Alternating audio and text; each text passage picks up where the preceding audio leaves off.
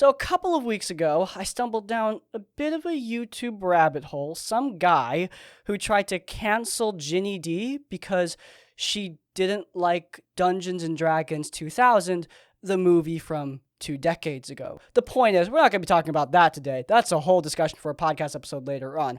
I watched a bunch of this guy's videos after I stumbled down that rabbit hole, and one of his terrible takes, among many, interested me. It was a video about rocks fall, everyone dies, a common phrase in the D&D community indicating a dungeon master killing off a player character very lackadaisically. And his take was a little different from what I'm used to. However, it is a take I've seen quite a bit. He was killing off a player character, not because of anything really in-game, but mostly out of spite, out of a need for control, to punish this character for out-of-game behavior. In-game consequences for out-of-game behavior, something I'm sure you people who watch RPG horror stories are more than familiar with, something that I really do not like. And I don't know why, but this parasocial pal making 5 videos on Ginny D and talking about killing off player characters so joyously, this guy persuaded me. He persuaded me to make this video, to finally put the nail in the coffin, because I am tired of this whole in-game consequences for out-game behavior thing. I'm tired of people pretending like this stuff works. And I'm going to tell you why. Not only does it not work, I think it's a mistake that can destroy your D&D game forever. I'm not exaggerating. That's not clickbait. I genuinely believe that. If you want to hear more, I guess you have to stick around. Without further ado, let's get started.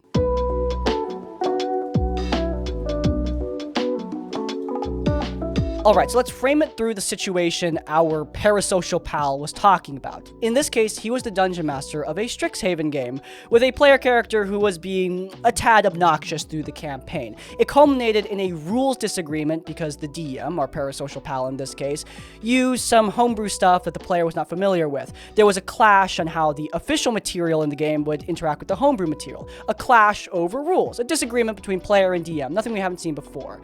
This culminated in them just kind of hand-waving the thing. However, the DM in his mind knew what he had to do. He was not going to end this game until this player character was fully dead. And that's what he did. He went out of his way to kill this player character, rocks fall, everyone dies kind of style, in order to punish the player for not going with what the DM said. Now, I'm not going to pretend like the player was some angel in this situation. I, of course, have my own opinion on who was right in this case, but really, that doesn't matter. What matters is the DM and player should have had an out-of-game discussion, not settling this with in-game consequences. What the DM did here was aggravate the situation further. And this is why I hate the idea that in-game consequences are going to work if you have a problem with someone else at the table, because all you're going to do is escalate. It goes beyond our parasocial pal's disaster Strixhaven game, though. It also goes into a variety of D&D jokes. I mean, think about the way people talk about the horny bard. I see so many responses to horny bard jokes being like, oh, if I ever find a horny bard, they better be ready for my fantasy STDs. That'll show them. Maybe if you mean it as a genuine joke, that'll show them. But if you actually want to solve the problem of your player acting inappropriately at the table, fantasy STDs are probably not going to do a really good job, are they? There's also a variety of people who think that taking away loot from loot hogs is going to stop loot hogging behavior. If anything, that's going to encourage them to loot hog more. You're taking away their items, they're going to want more. We had Crick Crab on the podcast a while back, and he explained the principle rather well.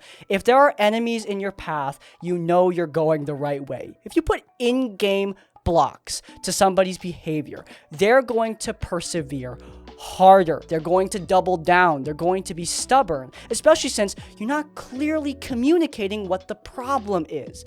There are so many problems with trying to use in-game consequences for out-game behavior, yet strangely, it does not stop people. In fact, it becomes almost a point of pride for some people. Look at the way I punish these players for acting stupid in my games. I really showed them.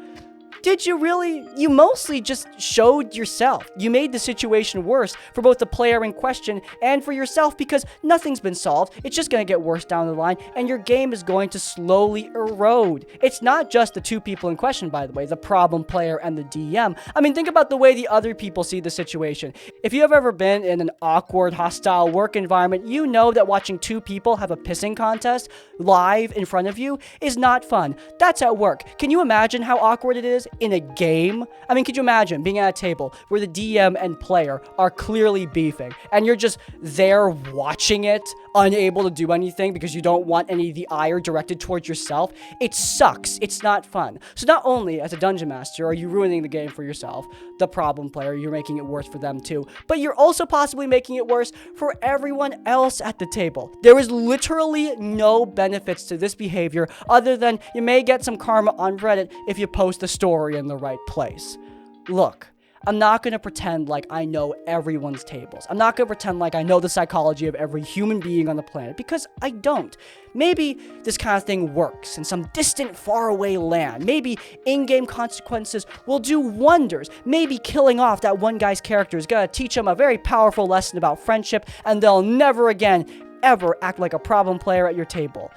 But I'm also going to sit here in the real world where most of the time, that's not how it works. Most of the time, people double down. Most of the time, this kind of thing makes games exponentially worse and can even end entire campaigns. What our pal here, what our dungeon master in the Strixhaven game did, was kill off a character because of a rules disagreement. I'm sure that player was annoying in some way, but again, like I said, are they going to get less annoying now that you've pissed them off? Really? And honestly, can you blame them for getting more annoying after you piss them off? You're aggravating the situation. A simple discussion would have done much, much better. Of course, however, it's not always just a simple discussion, right? A lot of D&D advice boils down to just communicate, but sometimes, in fact, many times, it's not just communicating. Sometimes it's a lot more complicated than that. And that's what we're going to talk about now. Communicating. It is a lot more complicated than we can sometimes make it out to be.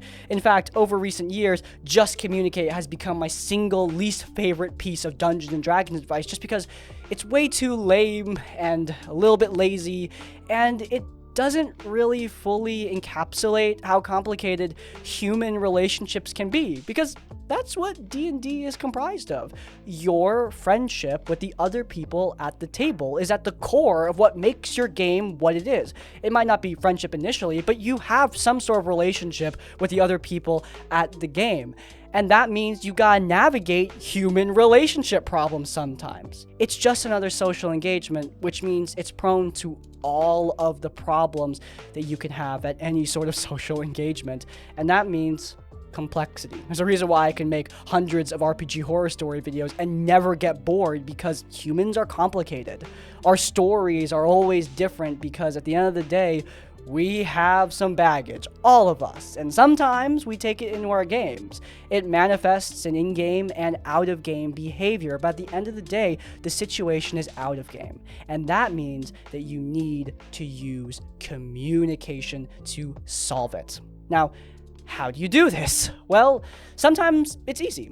One time in my games, I had a player who suggested an action to the party that was a little bit too dark for them, chaining someone up and dropping them to the bottom of the ocean. The other players were clearly uncomfortable, as was I as the dungeon master. After the game, I texted this person, and we solved the problem right there. There was no beef. All I did was say, hey, look, that was a little bit dark as a recommendation, and I don't think anyone at the table was really comfortable with that. Could you refrain from using language like that in the future? And he responded with, yeah, I took it a little bit far in that moment. I was a bit too excited, and that's my bad.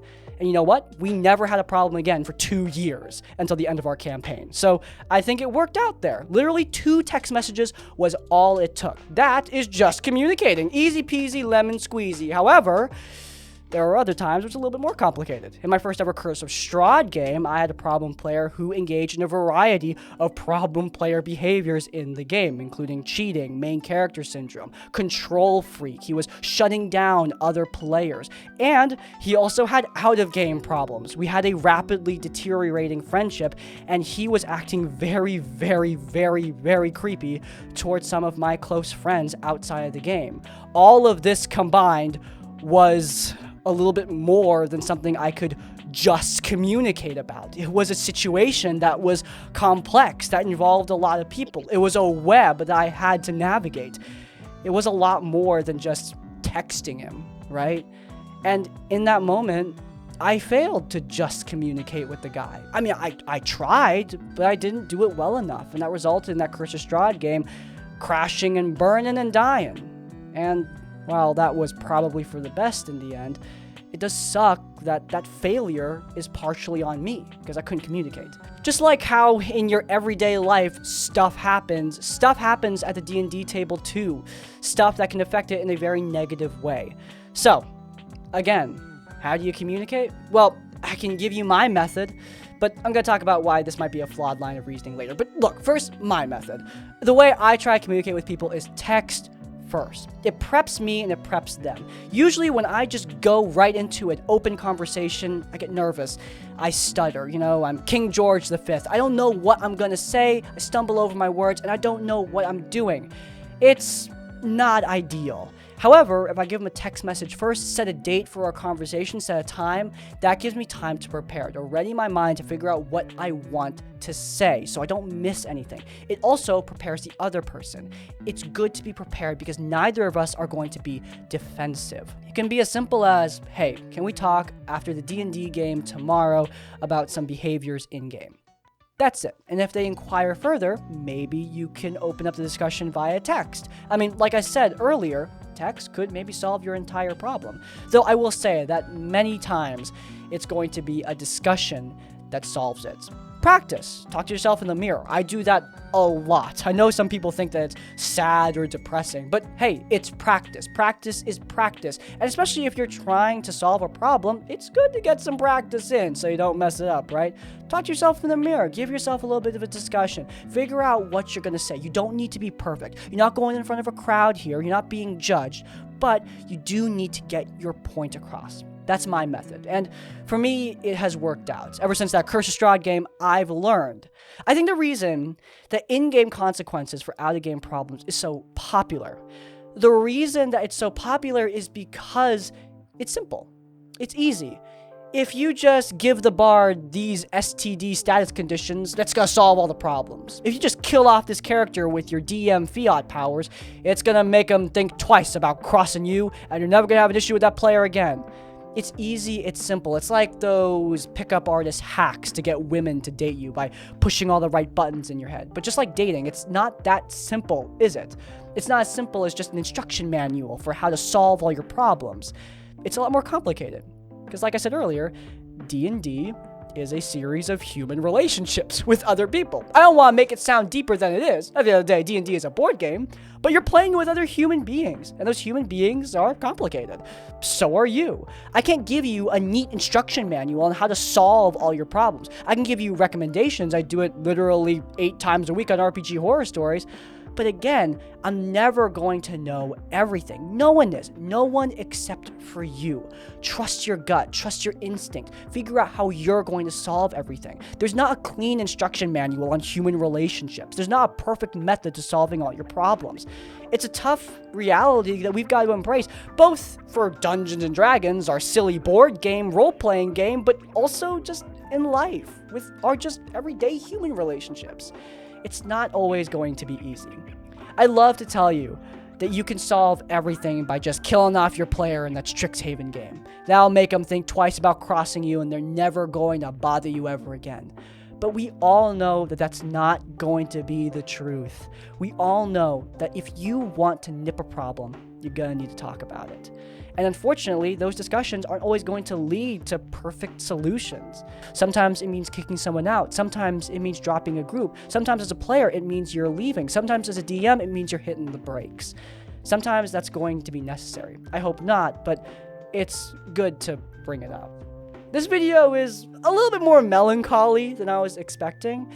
Talking about this sort of stuff can be melancholy because I want people to have fun. This is a game, after all. I was talking about like it's all deep and human relationshipy and stuff, but it's a board game about pretending to be knights, slaying dragons in dungeons, right?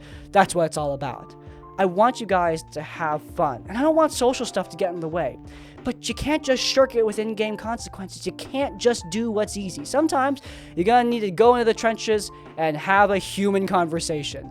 And I know that can be tough. I'm with you on that one.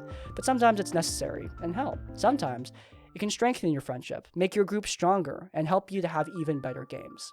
Look at the positive end of it, because that exists too. If you guys enjoyed, then please do leave a like. If you want to see more of our content, you can check out our Tavern Adjacent podcast. If we ever do talk about that 5-video rabbit hole, it'll probably be there. It's linked in the cards. And while you're there, subscribe to Crispy Tavern to get more of our content as it comes out. And finally, if you want to leave your own stories or thoughts, go down to the comments down below. If you can't think of a comment, leave the comment. Talk about it. So let me know you made it to the end of the video. And that's our comment, subscribe. I'll see you all next time. Farewell.